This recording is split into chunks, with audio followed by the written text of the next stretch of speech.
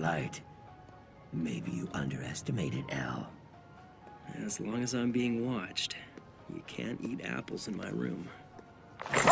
तो आज की इस वीडियो में मैं आपको डेथ नोट की स्टोरी एक्सप्लेन करूंगी। तो ये मूवी है 2006 की और मूवी की स्टार्टिंग में हमें जापान में एक आदमी दिखाया जाता है जो कि क्रिमिनल होता है और मूवी की स्टार्टिंग में वो पुलिस से बचकर भाग रहा होता है कि भागते हुए उसे हार्ट अटैक हो जाता है और हार्ट अटैक की वजह से वो वहीं पर मर जाता है। और इसके बाद हमें कुछ बड़े क्रिमिनल्स दिखाए जाते हैं जिन्हें कोई भी सजा नहीं दी गई थी और जेल में बहुत से लोग होते हैं जो कि सब के सब हार्ट अटैक से मारे जाते हैं। सब एक लड़का कर रहा था और उस लड़के का नाम था लाइट। असल में लाइट को एक मैजिकल बुक मिली थी, वो एक डेथ नोट थी और उस बुक में जिसका नाम भी लिखा जाएगा और जिस तरीके से लिखा जाएगा वो मर जाएगा उसी तरीके से। और इस सब के अलावा इस बुक से किसी पर भी कंट्रोल किया जा सकता है। और अब ये बुक लाइट के पास आ चुकी थी तो वो इसमें क्रिमिनल्स का नाम लिखता जा रहा था ताकि बुराई को खत्म कर सके। और इतने सारे डेथ्स होने की वजह से पूरी दुनिया में खौफ फैल जाता है और सबसे ज्यादा खौफजदा क्रिमिनल्स थे। कुछ लोग इसे सजा समझ रहे थे क्रिमिनल्स के लिए और गवर्नमेंट भी बहुत ज्यादा हैरान थी और कुछ लोग समझ रहे थे ये सब एक इंतफाक है। और यहाँ पर एक और बात पता चलती है कि उन क्रिमिनल्स को मारने के बाद लाइट ने अपने लिए एक नाम भी चूज कर लिया था और वो नाम था कीरा और बहुत से लोग उसे अपना हीरो समझने लगे थे और ये न्यूज पूरी दुनिया में वायरल हो चुकी थी। उसके बाद हमें लाइव न्यूज पर एक क्रिमिनल दिखाया जाता है जिसने एक फैमिली को प्रिजनर बना लिया था और लाइट भी इस न्यूज को देख रहा था और उसके पास वो डेथ नोट भी थी। और कुछ देर के बाद ही उस क्रिमिनल की डेथ हो जाती है। कीरा की एक बेस्ट फ्रेंड होती है जिसका नाम मीसा होता है और कॉलेज में लाइट मीसा को बताता है कि एक रात को मैं बार में गया था और उस बार में क्रिमिनल्स भी थे और वो वहाँ पर कुछ लोगों की बातें सुनता है जो कि क्राइम करने के बावजूद भी खुश है क्योंकि उन्हें क्राइम करने के बाद भी सजा नहीं हुई थी और वो उसके साथ मिसबिहेव करते हैं और लाइट चाहते हुए भी कुछ भी नहीं कर पाता। और उसके बाद वो बार से बाहर आ जाता है और वो अपनी लॉ की बुक को फेंक देता है ये सोचते हुए कि ये बुक बेकार है। कि फिर उसे डेथ नोट मिलती है और वो उसे जमीन पर पड़ी हुई मिलती है और जब वो उसे मिलती है तो उस बुक के अलावा हर तरफ बारिश हो रही थी। और फिर लाइट उस बुक को लेकर घर आ जाता है। वो हर बात मीसा को बता देता है लेकिन बुक के बारे में कुछ भी नहीं बताता क्योंकि उसने ये बात अब तक किसी को भी नहीं बताई थी। जब उसे ये बुक मिलती है तब वो इसके बारे में कुछ भी नहीं जानता लेकिन फिर वो उसके रूल्स पढ़ता है और इन रूल्स के मुताबिक जिस भी इंसान का नाम इस बुक पर लिखा जाएगा वो मर जाएगा और इसके अलावा उसको मारने का तरीका भी लिखा जा सकता था। फिर वो टीवी पर एक क्रिमिनल के बारे में न्यूज देखता है और वो बुक को चेक करने के लिए उसका नाम बुक में लिख देता है। उसके बाद रात गुजर जाने के बाद हम लाइट को देखते हैं जो न्यूज़पेपर पढ़ रहा था कि जिसका नाम उसने डेथ नोट में लिखा था वो मर चुका है। वो ये सब देखकर काफी हैरान होता है लेकिन फिर भी उसे बिलीव नहीं हो रहा होता इसीलिए वो उसे दोबारा चेक करना चाहता था और वो उसे दोबारा चेक करने के लिए उसी क्रिमिनल के पास जाता है जिसने बार में उसके साथ मिसबिहेव किया था। और फिर लाइट डेथ नोट में उसका नाम लिख देता है और इसी के साथ वो उसकी मौत का भी तरीका लिख देता है और वो तरीका होता है हार्ट अटैक। और थोड़ी ही देर के बाद हार्ट अटैक की वजह से उसकी मौत हो जाती है और लाइट की आंखों के सामने ही वो मर जाता है। ये देखकर वो और भी ज्यादा हैरान हो जाता है। उसने सब कुछ अब अपनी आंखों से देखा था इसलिए अब उसे बुक पर यकीन आ गया था। जब वो घर आ रहा होता है तो वो पहली बार उस बुक के गार्डियन से मिलता है और इस बुक का गार्डियन था angel of death. Angel of death देखने में बहुत ज्यादा खौफनाक था इसीलिए लाइट उससे डर जाता है लेकिन बाद में ये बात पता चल जाती है कि जिसके पास ये बुक होगी एंजल ऑफ डेथ उसे नजर आएगा सिर्फ। फिर एंजल ऑफ डेथ उसे सारी बात समझाता है। यहीं पर सीन कट होता है और उसके बाद हम जापान के कुछ पुलिस ऑफिसर्स को देखते हैं जो इन डेथ्स पर ही बात कर रहे थे। पुलिस भी ये बात नोटिस करती है कि मरने वाले सारे क्रिमिनल्स ही हैं और भी उनके दिमाग में बहुत सारे सवाल थे कि आखिर ये कीरा चाहता क्या है। और वो सोचते हैं कि कीरा भी एक क्रिमिनल है, वो कोई हीरो नहीं है क्योंकि वो भी तो लोगों को मार ही रहा है और ये भी तो एक क्राइम है। उसके बाद हमें लाइट के फादर दिखाए जाते हैं जो कि एक डिटेक्टिव भी थे और इस केस को वही हैंडल कर रहे थे और उनका मिशन कीरा तक पहुंचना था। और कीरा क्योंकि सबको ही मारता जा रहा था इसलिए ऐसा करते करते तो वो सबको ही मार देगा। लाइट के फादर अपने सीनियर से कहते हैं हैं कि ये केस बहुत ही ज्यादा कॉम्प्लिकेटेड है, इसीलिए एक इंटेलिजेंट डिटेक्टिव इस केस को हैंडल करने में हमारी हेल्प करेंगे। और उस डिटेक्टिव का नाम है एल, जो कि खुद आकर ये हैंडल नहीं करेंगे बल्कि इंटरनेट के जरिए ही बस उनमें बात होगी। और अजीब बात तो ये थी कि एल का असली नाम कोई भी नहीं जानता था और ना ही किसी ने उसकी शक्ल देखी थी। एल ने पहले ही कीरा के बारे में काफी इन्वेस्टिगेशन की हुई थी, जिसमें एल को काफी सक्सेस भी हुई। पहले तो कोई भी कीरा पर बिलीव नहीं करता, लेकिन फिर एल उन्हें यकीन दिलाता है कि ये कोई आम बात नहीं है और इस साल सबसे ज्यादा अमवात हुई हैं और सबसे ज्यादा लोग हार्ट अटैक से ही मरे हैं और सारे क्रिमिनल्स ही थे।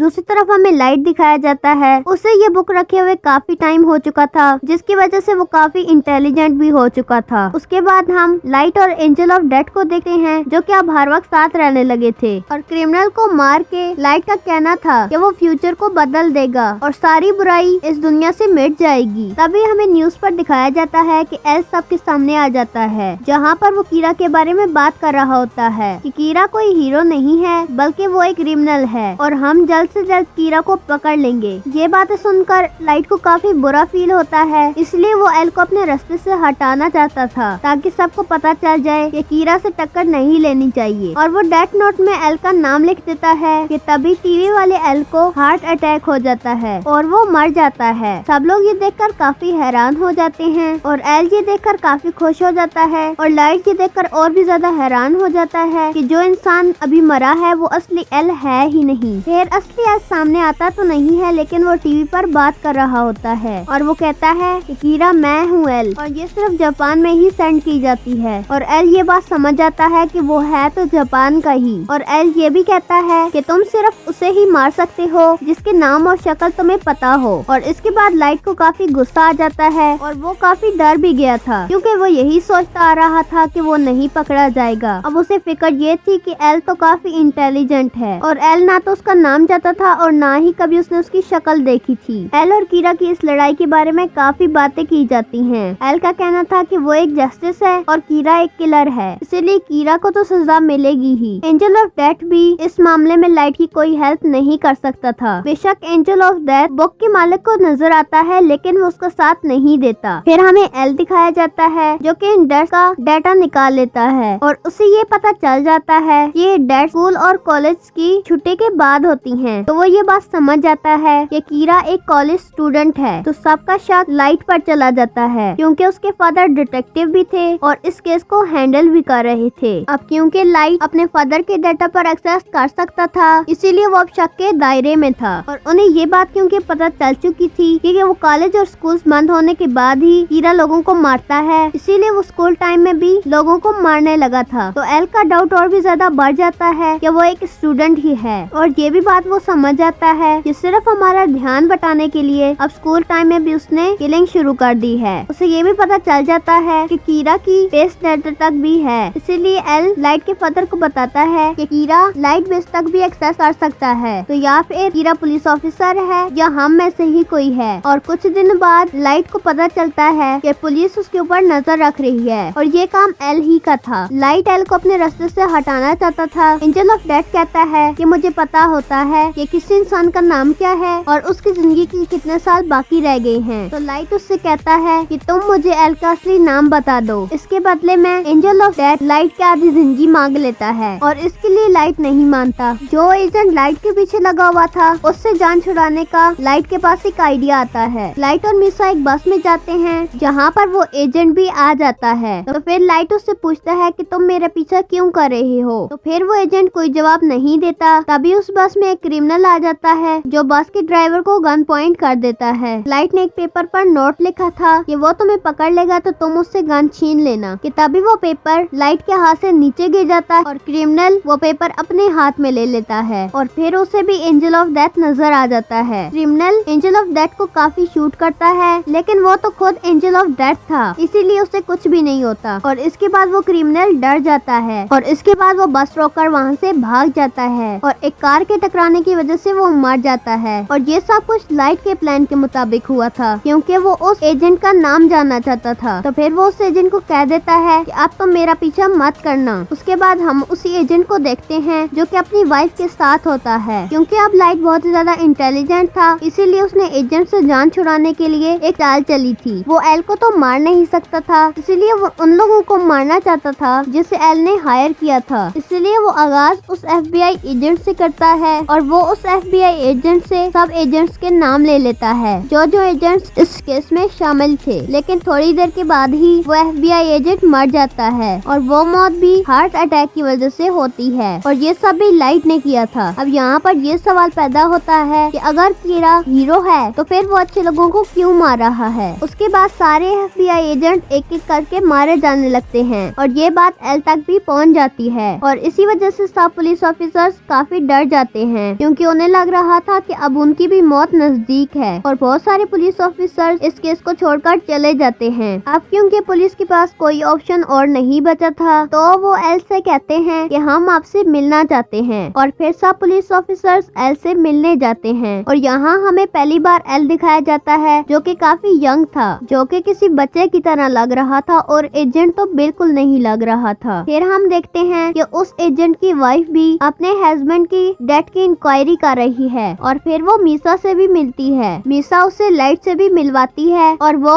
लाइट को पहली बार देखते ही जान जाती है और वो लाइट को कहती है कि तुम मेरा कुछ नहीं बिगाड़ सकते क्योंकि तुम मेरा असली नाम नहीं जानते और ये कहकर वो वहाँ से चली जाती है और इस बात की वजह से मीसा काफी हैरान होती है और इसके साथ ही लाइट भी काफी डर जाता है क्योंकि आहिस्ता आहिस्ता इसका राज खुलता जा रहा था। यहीं पर सीन कट होता है और हमें एल दिखाया जाता है जो कि लाइट के रूम में कैमरास फिट करवा देता है ताकि हर बार लाइट पर नजर रख सके और जब ये बात लाइट को पता चलती है तो वो कोई भी ऐसी हरकत नहीं करता जिससे उस पर शक किया जा सके और वो बिल्कुल नॉर्मल रिएक्ट करता है। फिर न्यूज पर एक क्रिमिनल के बारे में बताया जा रहा था और दूसरी तरफ सब लाइट पर नजर रखे हुए थे कि वो अभी कुछ करेगा, लेकिन वो क्रिमिनल मारा जाता है और लाइट ने तो टीवी भी नहीं देखा था और इस बात की वजह से एल के अलावा सबका शक लाइट के ऊपर से हट जाता है। लेकिन लाइट सबकी नजर से छुपकर ये काम कर रहा था, इसका मतलब ये है कि वो अभी तक लोगों को मार रहा था। इसके बाद लाइट के रूम से सारे कैमरास हटा दिए जाते हैं। यहाँ पर तो ऐसा लग रहा था जैसे सब नॉर्मल हो चुका है, लेकिन एजेंट की वाइफ अभी तक अपने हस्बैंड की डेथ की इंक्वायरी कर रही थी। वो एल को कॉल करती है और कहती है कि मैं अपनी जान को खतरे में डाल रही हूँ, लेकिन मैं ये साबित करके ही रहूंगी कि लाइट ही कीरा है। इसीलिए वो एक जगह पर लाइट को बुलाती है जहाँ उसने मीसा को गन पॉइंट किया होता है और वो लाइट से ये बात मनवाना चाहती थी कि वही कीरा है, लेकिन लाइट इस बात को मानने से साफ इनकार कर देता है और जैसे ही मीसा को मौका मिलता है वो वहाँ से भाग जाती है। फिर उस एजेंट की वाइफ लाइट को शूट करने लगती है और गलती से वो गोली मीसा को लग जाती है और मीसा भी वहीं पर मर जाती है और उसके बाद एजेंट की वाइफ खुद को भी शूट कर लेती है। जो कुछ भी वहाँ पर हुआ था वो सब रिकॉर्ड हो रहा था और उसके बाद वहाँ पर पुलिस भी आ जाती है। फिर यहीं पर सीन कट हो जाता है और हमें लाइट दिखाया जाता है जो कि एंजल ऑफ डेथ से बात कर रहा होता है। यहाँ पर लाइट एंजल ऑफ डेथ को बता रहा होता है कि यहाँ पर अभी अभी जो हुआ वो मेरे प्लान में शामिल था। वो कहता है क्योंकि बुक का मालिक किसी भी चीज को अपने कंट्रोल में कर सकता है, तो जो कुछ भी वहाँ पर हुआ वो लाइट ने पहले ही बुक में लिख दिया था और लाइट ने अपनी बेस्ट फ्रेंड की भी फिक्र नहीं की। इसका मतलब ये है कि लाइट सच में विलन है। फिर लाइट कहता है अपने फादर से कि मैं कीरा को पकड़ने के लिए आपका और आपके साथियों का साथ दूंगा और वो इसलिए ऐसा करना चाह रहा था ताकि किसी का भी शक उस पर ना जाए और उसका राज किसी को पता भी ना चले और वो अपना काम भी करता रहे। लास्ट में वो ऐसे फेस टू फेस मिलता है और इसी के साथ इस मूवी का एंड हो जाता है। तो अगर आप इस तरह की और वीडियो देखना चाहते हैं तो स्क्रीन पर क्लिक करें। अगर आपको वीडियो पसंद आए तो वीडियो को लाइक करें और चैनल पर नए हैं तो चैनल को सब्सक्राइब करें। तो मिलते हैं एक और वीडियो के साथ, तब तक के लिए खुदा हाफिज।